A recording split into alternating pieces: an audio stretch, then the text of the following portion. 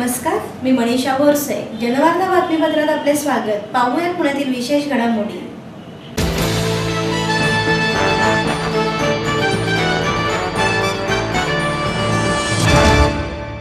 89व्या अखिल भारतीय मराठी साहित्य संमेलनाच्या अध्यक्षपदी डॉक्टर श्रीपाल सबनीस यांची निवड झाली आहे. त्यांना 485 मते मिळाली आहेत. पिंपरी चिंचवड येथे होणाऱ्या 89व्या अखिल भारतीय मराठी साहित्य संमेलनाच्या अध्यक्षपदी ज्येष्ठ लेखक समीक्षक डॉक्टर श्रीपाल सबनीस यांची निवड झाली आहे. 89व्या अखिल भारतीय साहित्य संमेलनाच्या अध्यक्षपदासाठी झालेल्या चौरंगी निवडणुकीमध्ये सबनीस यांना 885 मते मिळाली, तर कवी विठ्ठल वाघ यांना 376, प्रकाशक अरुण जाखडे यांना 230, लेखक शरणकुमार लिंबाडे यांना 25 मते मिळाली, तर श्रीनिवास वारुंजकर यांना 2 मते मिळाली आहेत. या विजयानंतर संमेलनाचे स्वागत अध्यक्ष पी डी पाटील आणि साहित्य महामंडळाच्या अध्यक्षा माधवी वैद्य, निवडणूक निर्वाचन अधिकारी ॲडव्होकेट प्रमोद आळकर आदींनी सबनीस यांचं स्वागत केलं. निवडीनंतर डॉक्टर श्रीपाल सबनीस यांनी आपलं मनोगत व्यक्त केलं. आपणा सर्वांच्या साक्षीनं मी अर्पण करतोय, समर्पित करतो आहे. मित्रहो, हाडोळी तालुका, निलंगा जिल्हा, लातूर, मराठवाडा इथल्या क्रांतीभूमीत एक मोठा बुरुज आहे.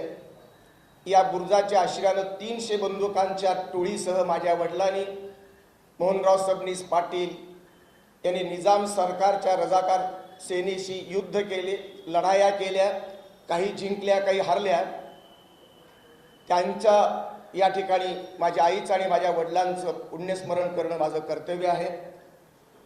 ज्या गुरुवर्यांनी माझ्या बुद्धीवरती बुद्धिप्रामाण्यांचे संस्कार केले ते प्रसिद्ध विचारवंत प्राध्यापक नरहर कुरुंदकर, महाराष्ट्रानं ज्यांना वंदन करावं असे प्राध्यापक ग.प. प्रधान, विद्यावर्धिनी महाविद्यालय धुळ्याचे बहुजन समाजाचे मार्क्सवादी विचारवंत प्राचार्य कैलासवासी माय वैद्य यांच्या स्मृती मला या ठिकाणी जागृत होत आहेत. मी त्यांना अभिवादन करतो, त्यांचं पुण्यस्मरण करतो.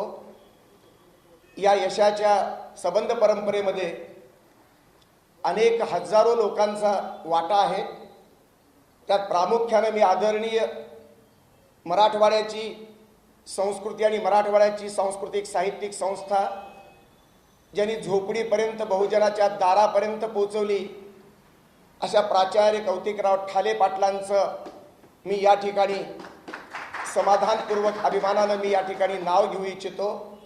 शब्दाला जागणारा आणि संस्कृतीचं संचित पचवणारा माणूस म्हणून ज्या जातीनी, ज्या धर्माच्या लोकांनी आपल्या प्रतिभेच्या बळावरती पेलून नेलं, ते मग आदिवासी साहित्याचे शिल्पकार असतील, दलित साहित्याचे शिल्पकार असतील, भटक्या विमुक्तांचे लेखक असतील, मुस्लिम समाजातून उदयाला आलेले लेखक असतील, कवी असतील, ख्रिश्चन मायनॉरिटीमधून आलेले लेखक असतील, ग्रामीण साहित्याची निर्मिती, दलित साहित्याची निर्मिती, जनवादी साहित्याची निर्मिती, या सर्व साहित्य प्रवाहांच्या केंद्रस्थानी उभा राहून प्रत्येकाचं सामर्थ्य संवादी बेरजेमध्ये मांडण्याची माझी भूमिका आहे. आणि या भूमिकेला मी सेक्युलर भूमिका मानतो. भारतीय राज्यघटनेला सेक्युलर मूल्यात्मकता अधोरेखित केली आहे. त्या घटनेमध्ये तीच भूमिका साहित्य आणि संस्कृतीच्या अजेंड्यावरतीही प्रत्येक रसिकानं, प्रत्येक साहित्य निर्मिती करणाऱ्या प्रतिभावंतानं ती अधोरेखित केली पाहिजे, ती स्वीकारली पाहिजे, ती प्रमाण मानली पाहिजे. आणि म्हणून मराठी साहित्यामधल्या सर्व प्रस्थापित आणि परिवर्तनवादी साहित्य प्रवाहाच्या सर्व संवादातून सेक्युलर वाङ्मयीन प्रवाहाची नवीन अशा प्रकारची मांडणी आणि निर्मिती व्हावी असा आग्रह या संधीचा फायदा घेऊन मी मराठी लोकांच्या समोर मांडू इच्छितो. मित्रहो,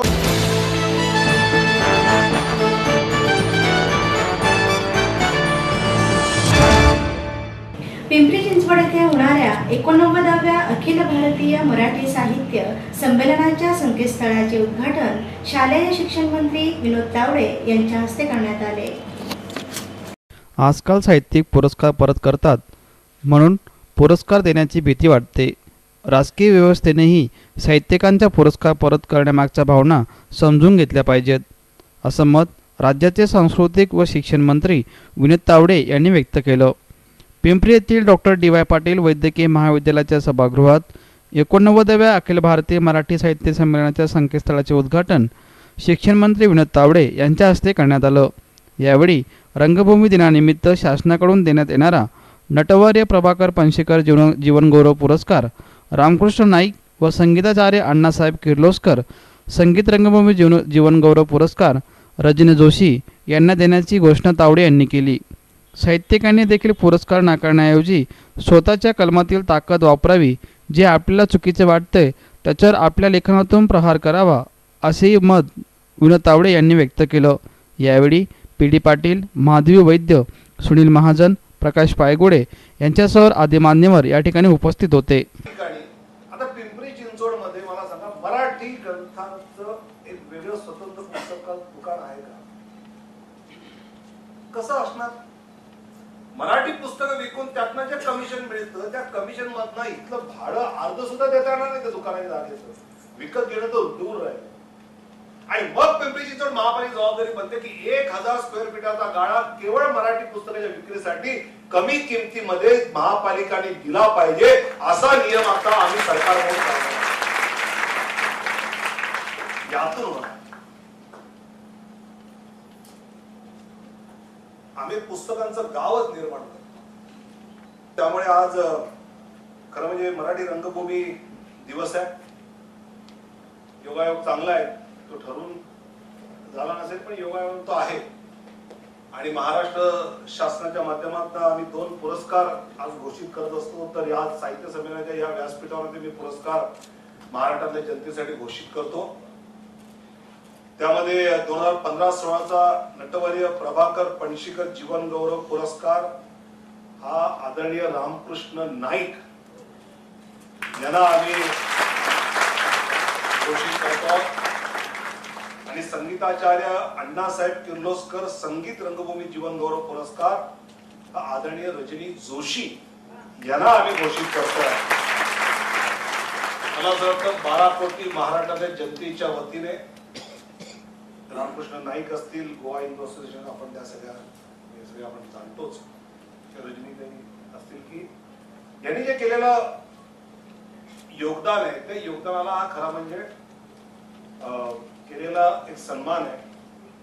पण हल्ली माझं इथे कुठलाही पुरस्कार घोषित करताना भीती वाटते, परत तर नाही करणार. आणि माझं साहित्यिकांना म्हणणं आहे की साहित्यिक जर आपला पुरस्कार परत करत असतील त्यांच्या त्या भावना आहेत, त्या भावना राजकीय व्यवस्थेने समजून घेतल्या पाहिजे.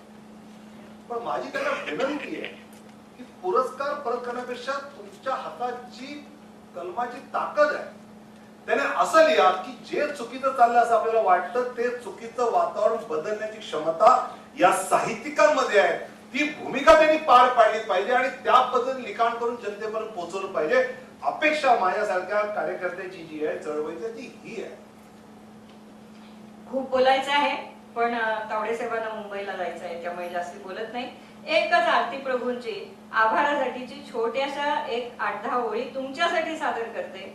तुम्ही जे केलेलं आहे, तुम्ही जे आम्हाला न मागता चेक आमच्या खात्यात भरलेला आहे आणि अजूनही चेक तुम्ही सोडणार आहात आमच्या खात्यात,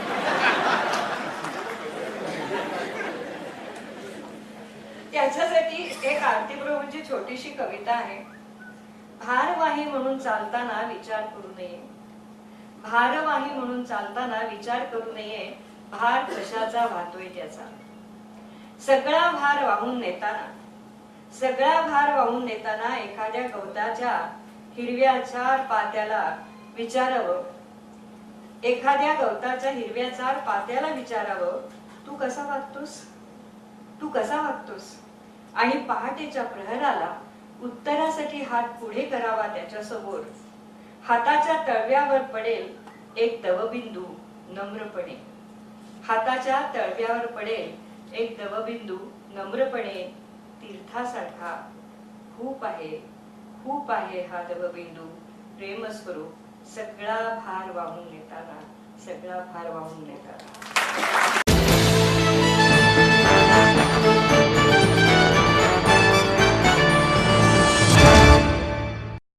आपलं स्वप्न, आपलं मन आपलं स्वतःचं घर हेच खरं धन.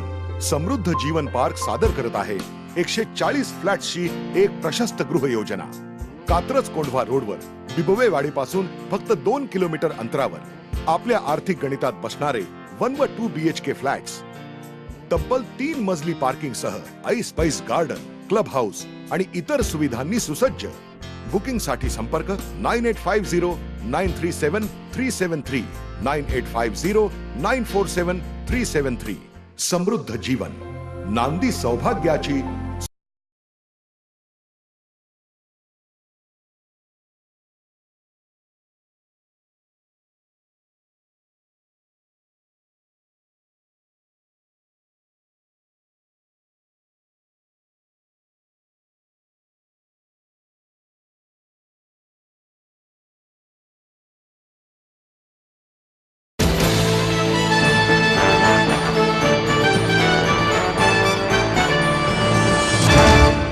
रक्कम घरी घेऊन जाणाऱ्या व्यापाऱ्याकडून पैसे चोरी करणाऱ्या टोळीला पोलिसांकडून अटक.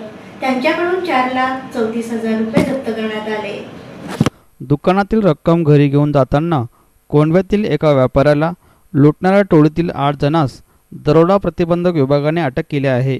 त्यांच्याकडून 4,34,000 रुपयांचा माल जप्त करण्यात आला असून दुकानातील व्यवहारात अफरातफर केल्यानंतर कामावरून काढलेल्या नोकरानेच साथीदारांना घेऊन 5.5 लाखाची रोकड लुटण्याचं तपासात समोर आलं आहे. रवी रक्षे, मोहम्मद अमून, दत्ताप चौक, शामीर शेख, इझार सुभान शेख, जावेद मोती, सुरज लिंबारे यांच्यासह अजून 3 जणांना अटक करण्यात आली आहे. कोंढव्यातील रवींद्र अँड कंपनी या सिगारेट व चहाच्या होलसेल दुकानदाराचे श्रेयस गांधी ह्या नावाच्या दुकानदार व्यावसायिकाचे त्यांनी लूट केली आहे. 2015 रोजी कोंढवा पोलीस स्टेशनच्या हद्दीमध्ये एका सिगारेटच्या व्यापाऱ्याला काही लोकांनी लुटल्याची घटना घडली होती. याच्यामध्ये 5,39,000 रुपये या गुन्हेगारांनी त्या व्यापाऱ्याला कोयत्याचा धाक दाखवून आणि त्याच्यावरती वार करून ही रक्कम लुटून नेली होती आणि त्याच्यावरती वॉच ठेवून हा गुन्हा केल्याचं समोर आल्यावरून आमच्या दरोडा प्रतिबंधक पथकाचे PI पिंगळे आणि त्यांच्या सर्व सहकाऱ्यांनी याच्यामध्ये साधारणपणे 15 दिवसाच्या कालावधीमध्ये 8 गुन्हेगारांना ताब्यात घेऊन त्यांच्याकडे सखोल चौकशी केली असता त्यांनी हा गुन्हा केल्याचं निष्पन्न झालेलं आहे. त्यांच्याकडून साधारणपणे 3.5 लाखाचा मुद्देमाल रिकवर केलेला आहे. त्याशिवाय त्यांच्याकडून या गुन्ह्यात वापरण्यात आलेल्या 2 मोटरसायकल्स आणि इतर काही वस्तू शिवाय या गुन्ह्यात वापरण्यात आलेला कोयतासुद्धा जप्त केलेला आहे. हा गुन्हा साधारणपणे रात्रीच्या वेळेला व्यापारी दुकान बंद करून घरी जात असताना या गुन्हेगारांनी लक्ष ठेवून करण्यात आला होता. या संदर्भात कोंढवा पोलीस स्टेशनमध्ये 16/10 हा गुन्हा दाखल झालेला असून हा व्यापारी त्याच्यामध्ये जखमी झालेला होता आणि त्याच्याच एका नोकराने त्याच्यावरती वॉच ठेवून काही महिन्यापूर्वी ह्या नोकरांनी या व्यापाऱ्याच्या व्यवसायामध्ये मदत करत असताना त्यानं त्याच्यामध्ये अपराधपर केल्यावरून त्याला नोकरीवरून काढून टाकण्यात आलं होतं आणि त्यामुळे त्यानं हा गुन्हा केल्याचं समोर आलेलं आहे. त्यांना त्याचे इतर 7 साथीदार म्हणजे एकूण 8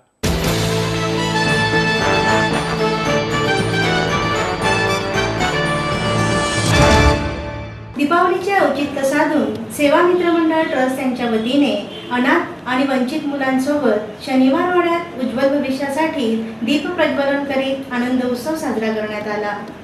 पणत्यांचा तेजोमय प्रकाश या प्रकाशात उजाडलेला शनिवार वाडा आणि त्या प्रकाशाप्रमाणे आमच्याही आयुष्यातील अंधकार दूर होऊन प्रगतीची उज्ज्वलवाट दिसू दे अशी प्रार्थना करणारे चिमुकले अशा वातावरणात दीप प्रज्वलन करत उपेक्षित मुलांनी आनंद साजरा केला. शुक्रवार पेठेतील सेवा मित्रमंडळ ट्रस्टने अनाथ आणि वंचित मुलांसाठी गुरुवारी आयोजलेल्या दीप प्रार्थनेस डॉक्टर धर्मराज साठे, किरण कोठारी, सुरेश पवार, मानसिंग पाटोडे, मिलिंद शालगर, शाहीर हेमंत साबळे आदी मान्यवर या ठिकाणी उपस्थित होते. दगडखाण कामगारांच्या मुलांसाठी काम करणारी संतुलन, अनाथ मुलांचे आपलं घर, अंध अपंगांची लुई ब्रेल आणि सह्याद्री मेडिकल ट्रस्टमधील मुलांना या ठिकाणी समावेश करण्यात आला होता. त्यांना नवीन कपडे, उटणे आणि फराळ देण्यात आला असून सेवा मित्र मंडळाचे अध्यक्ष तन्मय तोडमल, गणेश सांगडे, राजेश भोर, नितीन डोले, प्रशांत जाधव आदी मान्यवरांनी या ठिकाणी प्रयत्न केले आहेत. पटांगणात जो कार्यक्रम होतो आहे निरनिराळ्या संस्थेतील साधारण 125 अनाथ मुलं इथं उपेक्षित मुलं आलेली आहेत आणि त्या मुलांना दिव्याची प्रार्थना, आज नवीन कपडे, फराळाचं साहित्य आणि दिवाळीसाठी लागणारे उठणं, ह्या ज्या गोष्टी असतात त्यांचं आज वाटप आम्ही या ठिकाणी करत आहोत.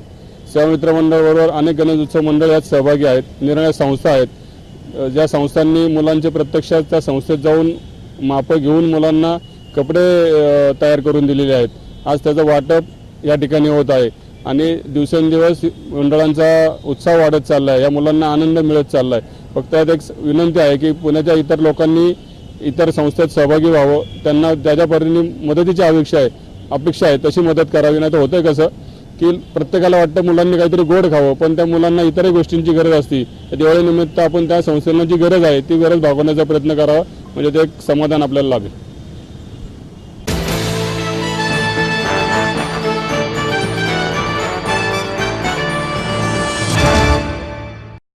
आपलं स्वप्न, आपलं मन, आपलं स्वतःचं घर हेच खरं धन. समृद्ध जीवन पार्क सादर करत आहे 140 फ्लॅट्सची एक प्रशस्त गृह योजना. कात्रज कोंढवा रोडवर बिबवे वाडीपासून फक्त 2 किलोमीटर अंतरावर आपल्या आर्थिक गणितात बसणारे 1 व 2 BHK फ्लॅट्स. तब्बल 3 मजली पार्किंग सह ऐस पैस गार्डन, क्लब हाऊस आणि इतर सुविधांनी सुसज्ज. बुकिंग साठी संपर्क 9850937373 9850947373. समृद्ध जीवन, नांदी सौभाग्याची.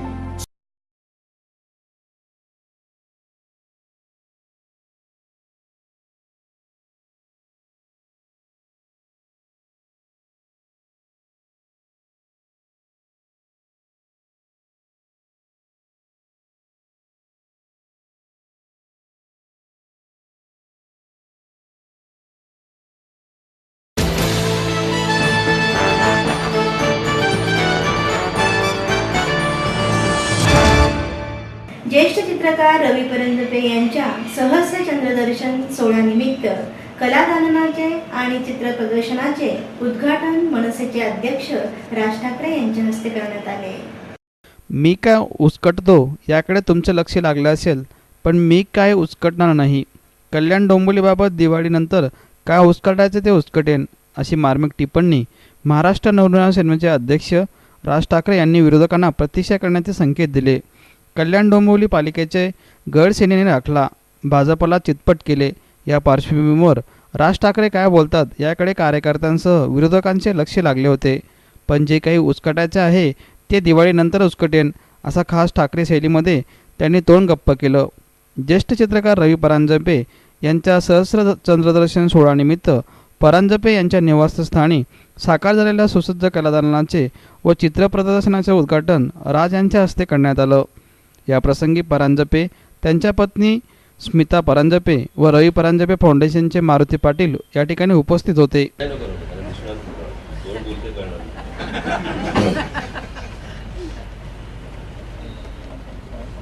आदरणीय सर आणि आदरणीय काकी, जमलेल्या माझ्या बांधवांनो आणि भगिनी, मी मगाशी आलो त्यावेळेला अनेक इथे आमचे पत्रकार बांधव पण आले. उतर का घातलं विचारलं, घालतो मध्ये मध्ये असा. काकीने मला विचारलं कशा एकदम धोतर कुठून घातलं. म्हटलं पवित्र काम करायला आलो.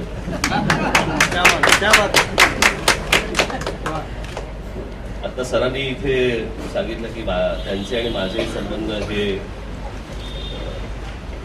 वेगळ्या एका नात्याचे आहेत. त्याचा काही विषयच नाही. फॅमिली फ्रेंड असं त्यांनी सांगितलं, तोही विषय आहेच. पण आमचं खरं नातं हे गुरु शिष्याचं आहे.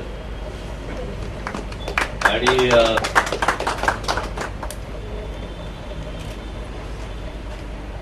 मला स्वतःला मी खूप भाग्यवान समजतो की मला रवी परांजपे सर असतील, SM पंडित, माझे बाळासाहेब, माझे वडील, बेंद्रे, धोंड, हेप्पर, सातवळेकर, या सर्व लोकांना मी काम करताना लहानपणापासून पाहिलंय. आणि मला असं वाटतं मी भाग्यवान आहे की त्यांचं काम करताना आपण त्यांना पाहणं ही एवढी एक विलक्षण गोष्ट असते. चित्र कसं पाहावं की आता सरांनी सांगितलं, म्हटलं सर तुम्ही इतकं सुंदर गॅलरी केलेली आहे, मला वाटतं हे पहिले भारतातले चित्रकार असतील सर की ज्यांनी स्वतःच्या घराची गॅलरी केली. मला नाही वाटत दुसरे कोणी चित्रकार असतीलही, मला माहित नाही, पण माझं त्या बाबतीत अज्ञान पकडावं. पण मला नाही म्हणू शकलो नाही, कारण कसं होतं, हे जे विषय आहेत हे खूप, आणि आता इथे आपले जमलेले पत्रकार बांधव सगळे जे आहेत त्यांना चित्रापेक्षा कल्याण डोंबिवलीत काय घडतंय याची चिंता जास्ती असेल, चर्चा जास्ती असेल, आणि जाता जाता हा तोंड उचकटतोय का त्याबद्दल मला असं वाटतं आपल्या मनात काही प्रश्न असतील. त्याच्यामुळे मी जे काय उचकटेन ते चित्राबद्दलच आज असेल. दिवाळीनंतर बघू आपण त्याचं काय करायचं. पण ह्या सर्व चित्रांचा आपण सर्वांनी मनसोक्त आस्वाद घ्यावा. मी सरांना सांगितलं की सरांनी इतकं काम केलेलं आहे आजपर्यंत, आणि त्याचं मला असं वाटतं अगदी हे 1% देखील त्यांनी समोर मांडलेलं नाही असं माझं मत आहे. तर मला असं वाटतं जर आठवड्याला तरी बदलत राहू आणि लोकांना वेगवेगळी पेंटिंग्स त्यांनी दाखवत राहावी त्यांनी काय काय काम केलेलं आहे. त्याचबरोबर काकी माझ्याकडे आल्या, मला 2दा-3दा फोन आला, आणि 2दा-3दा फोन आल्यावरती त्यांना काय फोन करून घरी यायची गरज नाही आहे, त्या कधी येऊन धडकू शकतात. आणि मला त्यांनी सांगितलं की असं आहे आणि सरांचं अशा प्रकारे एक एक्झिबिशन करायचं. म्हटलं चांगली गोष्ट आहे, तू यावं अशी इच्छा आहे, नक्की येणार. पुढचं माहित नव्हतं मला, माझ्या हस्ते दिसते. मला वाटलं एक आपलं ज्याच्याकडे मी शिकलोय, ज्याच्या घरात वावरलोय, काम करताना पाहिलंय, आणि त्याच्यामुळे सर काय काकी काय यांनी बोलवल्यानंतर त्यांनी हाक मारल्यावरती आम्ही ओ न देणं असं होऊच शकत नाही. त्याच्यामुळे आताही आहे आणि पुढेही तुम्ही कधी हाक मारा, हक्काने हाक मारा, आमची ओ आहेच.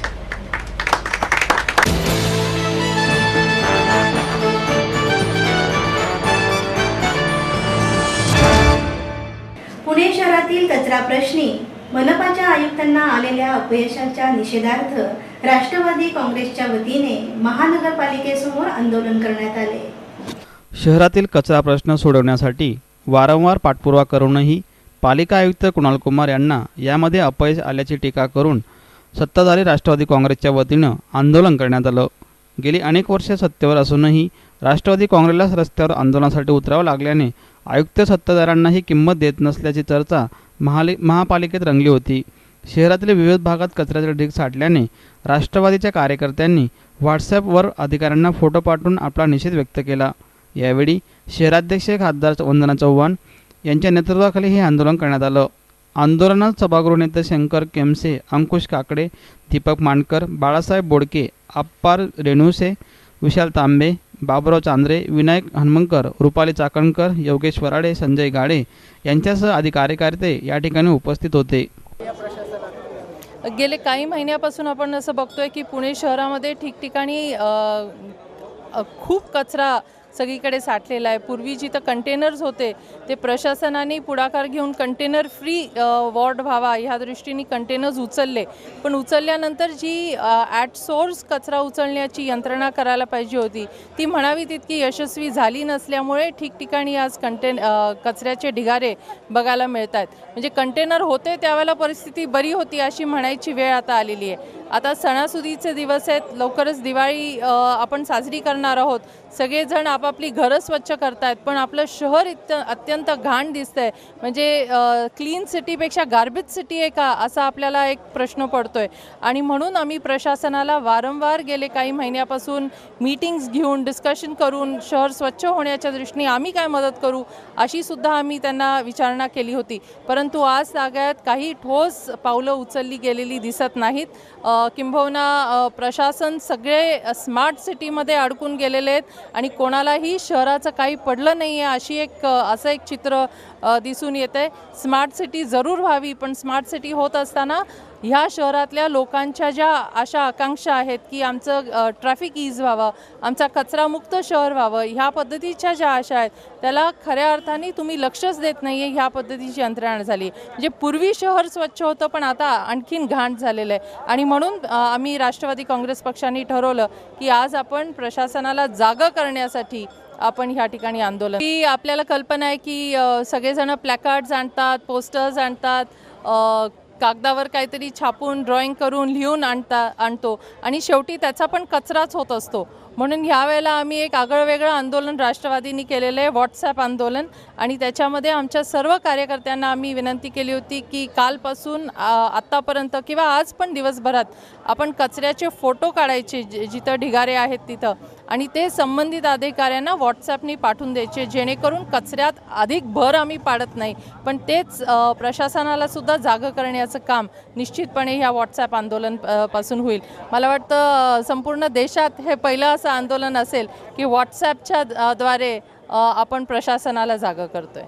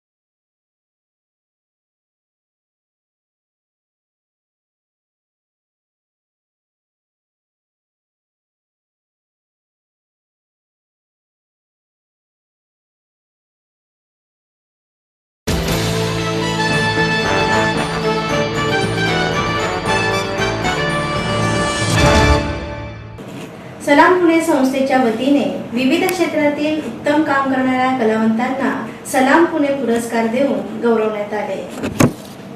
सलाम पुणे संस्थेच्या वतीनं विविध क्षेत्रामध्ये उल्लेखनीय काम करणाऱ्या कलावंतांना सलाम पुणेच्या वतीनं पुरस्कार देऊन गौरवण्यात आलं.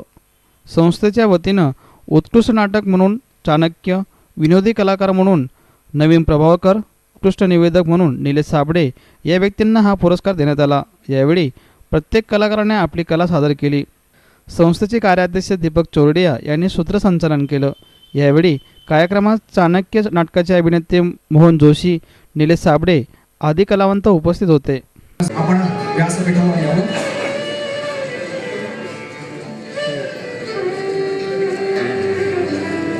इक्बालजी चोपडे आलेले आहेत. मी त्यांना विनंती आपण यावं म्हटलं मंचावर. जोरदार टाळ्यांच्या गडगडात बसून या सर्व मान्यवरांचं आपण स्वागत करूया. मंडळी, ऐश्वर्या मंडळी, सुस्मिता मंडळी आणि आज उज्ज्वलाजी मंडळी यांचे मला याची खूप इच्छा होते, कारण त्यांचा सुद्धा खूप पाठिंबा यांच्या यशामध्ये आहे. स्मृतिचिन्ह, पुष्पगुच्छ आणि या टाळ्या तुमच्या जन्मातल्या या जन्मातल्या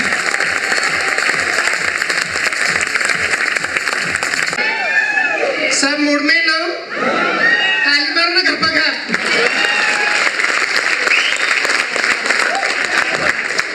चुपे बेवडे.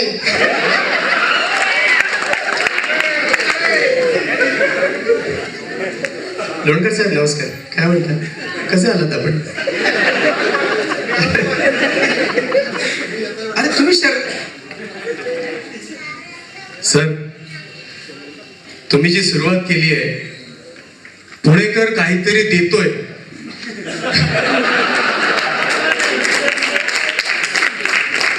लोणकरांचं जर लोण तुम्ही फेडून टाका. जरा टाळ्या वाजवत वाजल्या पाहिजे. अरे काय माहितीये लोणकर साहेब, तू आराम कर ना. एकच वाक्य फक्त बोलतो. तुझं वाक्य मगाशी ऐक. पुणेकर काहीतरी देतोय, ते मुंबईकरांना देतोय, हे विशेष आहे. काय आहे, जेवढे इथे बुद्धिजीवी आणि काय म्हणतात त्याला बुद्धिजीवी वर्ग आणि सिनियर वरिष्ठ पुणेकरांना मला माहिती आहे तुम्हाला चुका शोधायची सवय आणि चूक सापडली ते काय करायची सवय हे मला वेगळं सांगायची गरज नाहीये. पण जितने भी बुद्धिजीवी लोग हैं, मैं हिंदी मराठी में बार बार आता जाता रहूंगा क्योंकि मैं माझं कार्यक्षेत्र चिंतामणि देवरम लेण्यात्रिं गिरिजात्मजं सुवरदं विघ्नेश्वरं ओझरं ग्रामे रांजण नामके गणपति कुर्या सदा मंगलम्.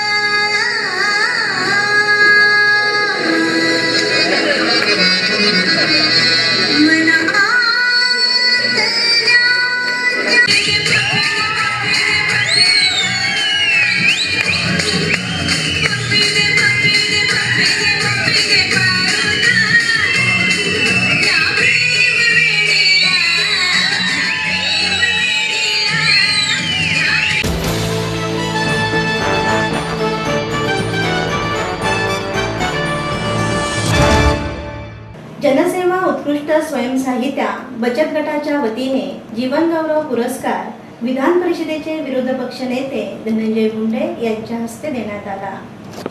पुणे शहरालगतची 23 गावे निवडणुकीच्या आधीच महापालिकेत समाविष्ट व्हावीत यासाठी हिवाळी अधिवेशनात प्रश्न उपस्थित करू असे आश्वासन विधान परिषदेचे विरोधी पक्षनेते धनंजय मुंडे यांनी ग्रामस्थांशी बोलताना व्यक्त केलं. उत्तरनगर येथील जनसेवा उत्कर्ष स्वयंसहाय्यता बचत गटाच्या वतीनं जनसेवा गौरव पुरस्कार वितरण करण्यात आला. यावेळी महापौर दत्तात्रय धनकवडे, जिल्हा परिषदेचे अध्यक्ष प्रदीप कंद, उपाध्यक्ष शंकराचार्य वांदडे, नगरसेवक दिलीप वराटे, कुमार गोसावी, शेखर दांगट, काका चव्हाण, रुपाली चाकणकर, राम बराटे, बाळासाहेब नवले व बचत गट संघाचे अध्यक्ष सुरेश गुजर उपस्थित होते. डॉक्टर नरेंद्र जाधव आजारी असल्याने त्यांच्या वतीनं डॉक्टर मिलिंद भोई यांना हा पुरस्कार देण्यात आला. सुरुवातीलाच मी आपल्या सर्वांची आयोजकांची मनापासून माफी मागतो की मला या कार्यक्रमाला यायला उशीर झाला. कारण कोयनेच्या धरणामध्ये त्या परिसरातील 65 गावचे लोक पात्रामध्ये आंदोलन करून जलसमाधी घेण्याच्या प्रयत्नात होते आणि ते आंदोलन सोडवायला आणि त्यांची बाजू समजून घ्यायला वेळ गेला. म्हणून मी आपल्या सर्वांची या ठिकाणी क्षमा मागतो.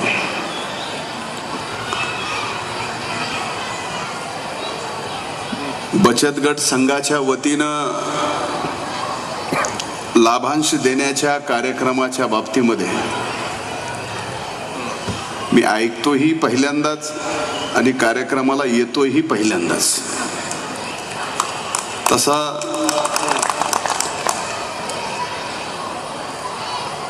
आणि पहिला दुसरा नाही तर सलग 11 वर्ष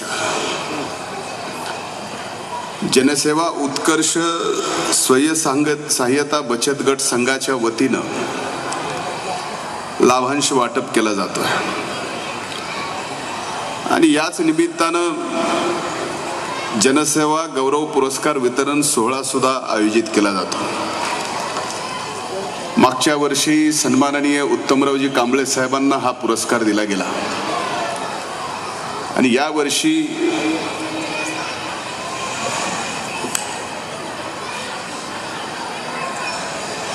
थोर समाजशास्त्रज्ञ, महान शिक्षण तज्ञ ज्येष्ठ अर्थतज्ञ, आपल्या सर्वांचेच मार्गदर्शक असलेले सन्माननीय डॉक्टर नरेंद्रजी जाधव साहेबांना हा जनसेवा गौरव पुरस्कार या वर्षीचा वितरित केला गेला. मी आपल्या सर्वांच्या वतीनं जनसेवा उत्कर्ष स्वयं सहाय्यता बचत गट संघाच्या वतीनं विधान परिषदेचा विरोधी पक्ष नेता या नात्यानं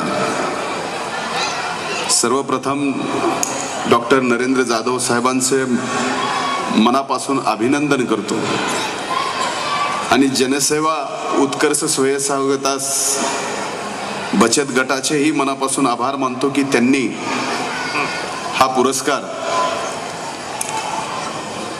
डॉक्टर नरेंद्र जाधव साहेबांना या ठिकाणी दिला. त्यांची ओळख जगभरात आहे आणि मागच्या सरकारने सुद्धा आणि या सरकारने सुद्धा देशाच्या सेवेसंबंधित फार मोठी जबाबदारी त्यांच्यावर दिलेली आहे आणि अशा महान व्यक्तीचा गौरव या ठिकाणी होतोय आणि त्या समारंभाला माझ्यासारख्या एका सामान्य कार्यकर्त्याला येता आलं.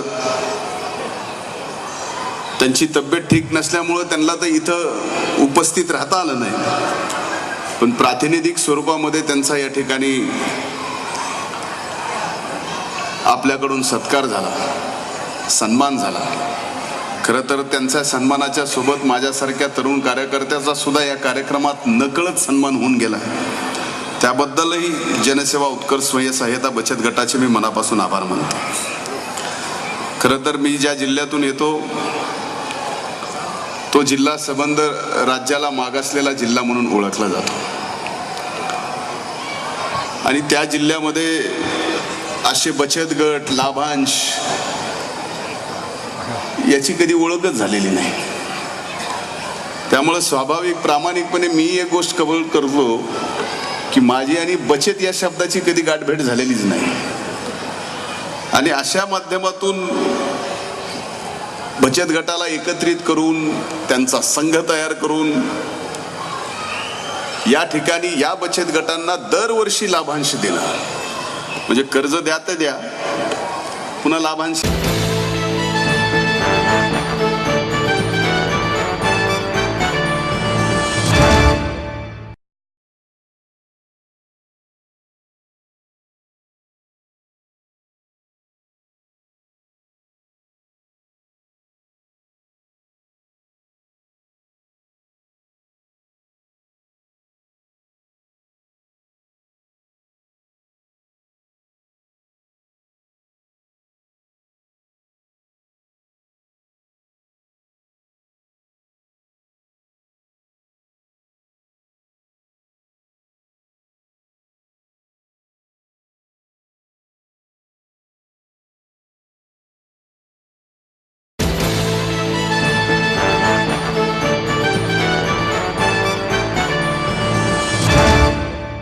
तिसऱ्या पुणे गोवा डेक्कन सायकल स्पर्धेत 647 किलोमीटर अंतर स्पर्धकाला पार करावे लागणार आहे.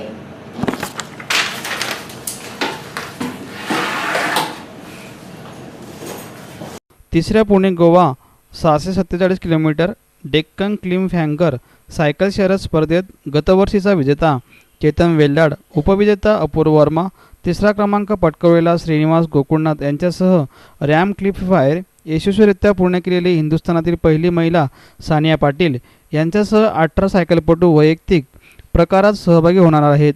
ही सायकल शर्यत शनिवार दिनांक 7 नोव्हेंबर रोजी संपन्न होणार आहे. पुणे गोवा सायकल शर्यतीस शनिवारी सकाळी 5 वाजता कॅफेनोक बाणेर रोड पुणे येथून रॅमचे अध्यक्ष फ्रेंड बायथलिंग आणि आर्यमन हिरेन पटेल यांच्या हस्ते फ्लॅग ऑफद्वारे सुरुवात करण्यात येणार आहे. गोवा येथील बोगमालो बीचवर दुपारी शर्यत संपणार आहे. स्पर्धेच्या संचालिका आणि फ्रान्समधील 1200 किलोमीटर शर्यतीस पार ठरलेल्या पहिल्या हिंदुस्थानी महिला आणि अल्ट्रा सायकलिस्ट दिवा ताटे यांनी यावेळी सांगितलं. The relay team has got either 2 people, 3 people or 4 people within the team that are taking turns doing the race. Are there any questions that anyone could have? We do do not have any qualifier for this race. This race is a qualifier for the Race Across America, which is a 5,000 kilometer race. And for this one, we don't have any, like something which qualifies to do this. But most of the riders who are coming have done distances of 300 to 400 kilometers before, either during training or during, we also have the ORATS India organization. So they have some experience with endurance cycling. On the medical aid, the participant himself has to carry. They have a vehicle with them, and each vehicle is manned by 3 people. So they are carrying their own stuff in them. Any situation, basically, the first. Recently, about Indian cycling overall. Well, the question, as I understand it, is about participation in RAM and that sort of thing. Okay. RAM is this will be RAM's 35th year coming up, and it's a 3,000-mile non-stop cross-country bicycle race that goes from Oceanside, California to Annapolis, Maryland. And there will be, in RAM, there are solo categories, 2, 4, and